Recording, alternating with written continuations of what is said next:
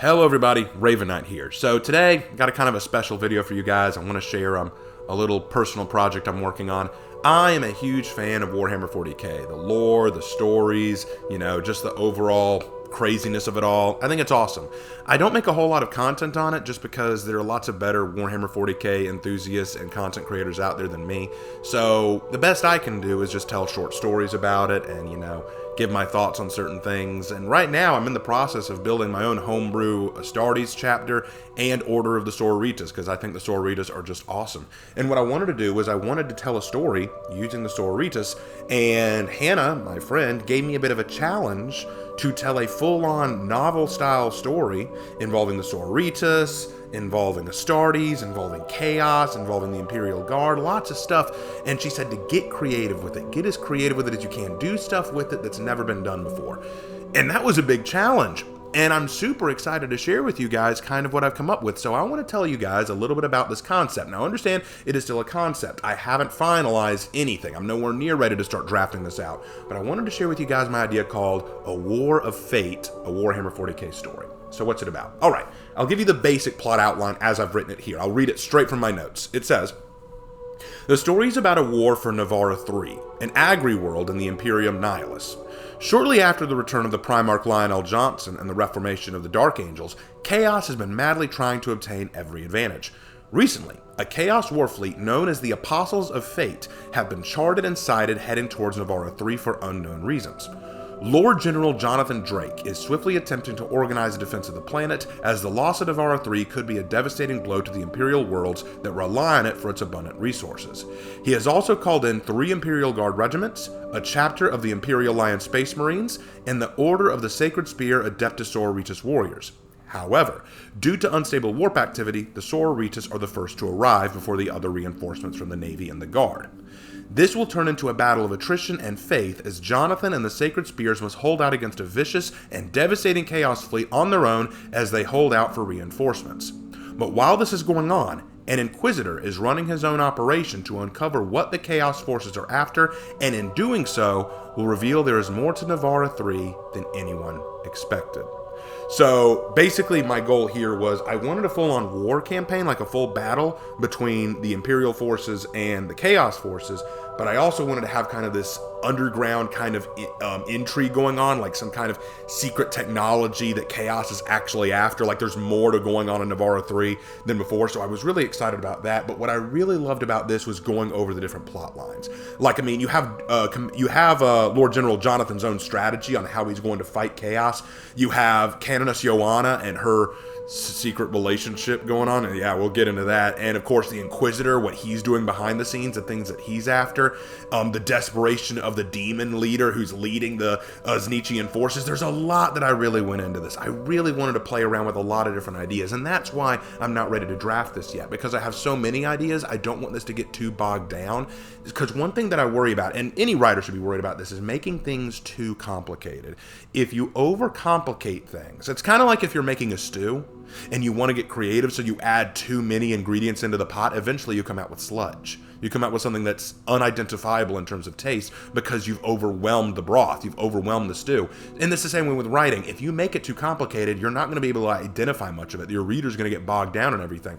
So I'm trying to cut out portions that I don't need, add parts that I think are necessary, keep things kind of constrained. So I'll tell you guys the basics, the things that I'm keeping. And we'll start with Lord General Jonathan Drake. I love this guy. I've wanted to add him from the moment I came up with the concept. Now, I will admit, full disclosure, Jonathan Drake is heavily inspired from the One Piece Marine Commander Jonathan from the G8 arc, or Navarone arc as some call him. He's one of my favorite characters, one of my favorite Marines in One Piece, just because he's one of the first Marines we see who isn't really a villain or an antagonist or greedy or power hungry. He's just this dude who just wants to take care of his base and the people in it. He cares about his soldiers, he cares about his men, he cares about the chain of command. He even admires Luffy and the Straw Hats, and he sees when they show up in Navarone in his base, he kind of sees it as a test to keep his base active, to go like, let's see how my base reacts to this sudden pirate invasion. And he doesn't even care that Luffy and his crew get away. He's like, oh well, it happens. The truth of it is the Straw Hats are notorious pirates, and we endured. Since we were able to repel the likes of them, there's no way HQ will shut us down now. That assures that you and everyone else here still has a job. You proud of me?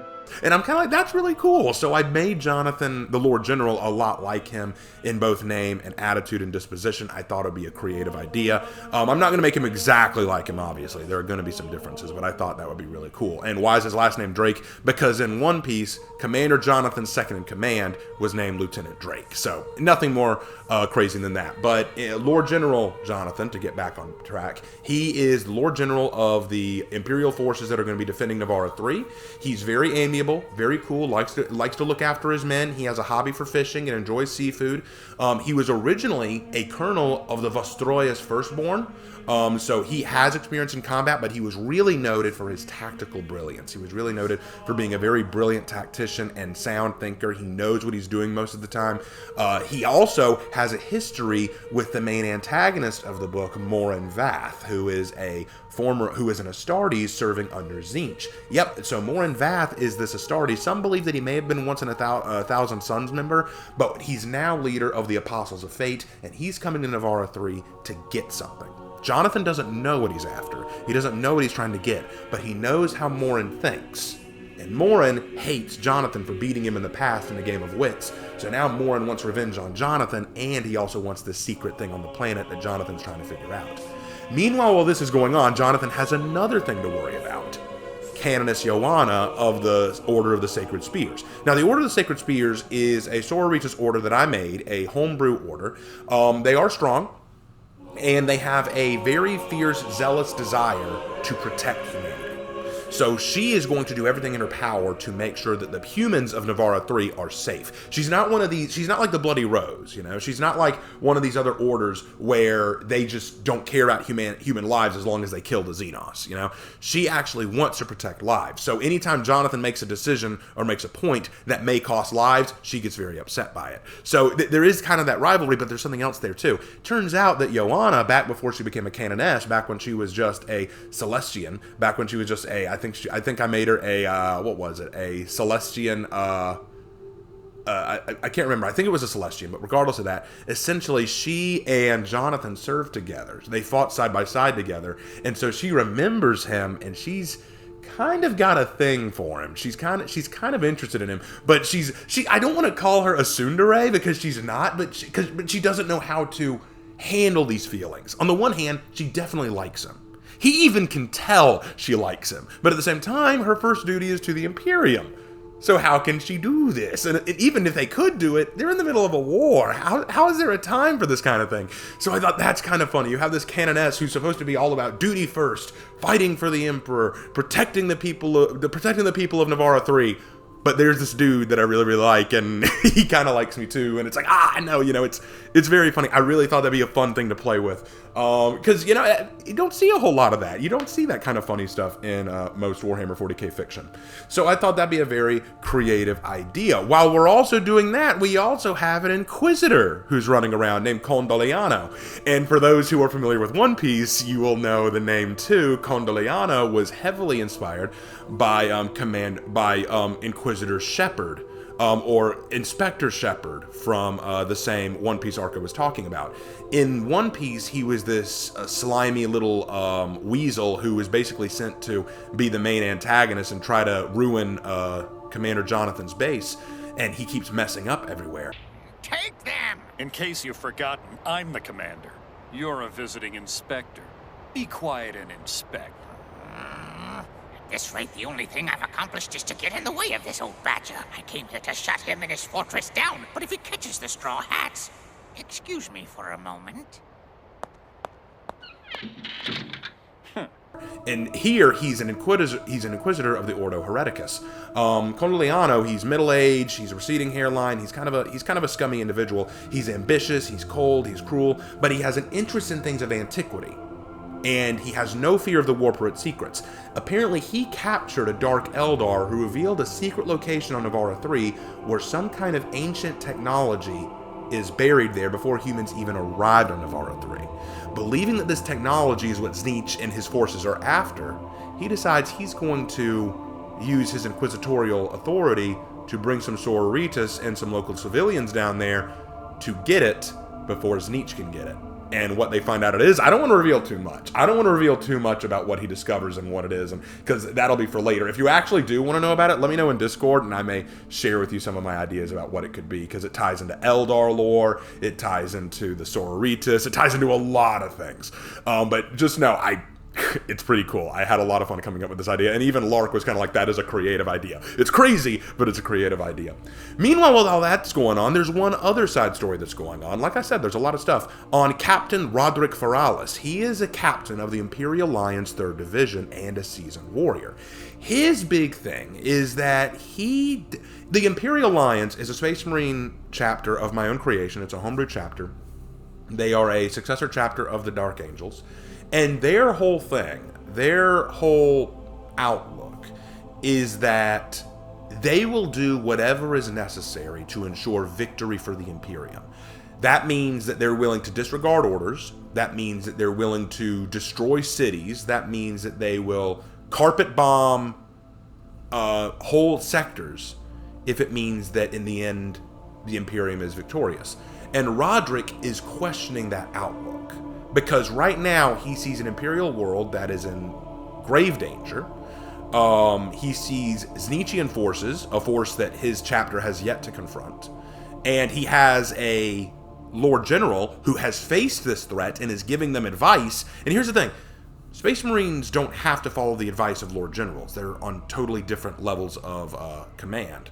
So the Space Marines that he's working with are thinking about just saying, no, we're going to do it our own way. We're going to fight our own style. We're going to make our own decisions. Meanwhile, Roderick is kind of like, I don't know. Maybe we have to listen to this guy. So now he's in conflict with his own men, while also conflict with his own orders and conflict with himself. There's a lot going on with this guy. So he has to make a decision. Does he do what his chapter wants, or does he do what he thinks is right? You know, he's having to deal with that. And then finally, you've got Morin Vath, who I mentioned earlier. He is the leader of the Apostles of Fate. He wants to become a demon prince. He wants Tzeentch to bless him as a demon prince. But Tzeentch won't do it until he gets him the technology in Navarra 3. And he knows if he fails, there will be punishment. So right now, he's working against the clock and working against himself because he has a personal vendetta against Lord General Jonathan. So I've got a lot going on here. There's so much more that I'd like to say about this, but I know that many of y'all probably don't care all that much. But I've really enjoyed working on this. I wanted to share this with you guys because I'm finally getting to the point where I can start finalizing the outline and start putting together more than just a concept, but actually starting putting together a storyboard, like what things happen and what leads to what. I've got a lot of stuff going on. And one of the problems I have is, believe it or not, there were even more side plots besides this. I had to cut a lot of them off because I felt like it was too much. You can kind of see, man, Raven, this is a lot of stuff. I know.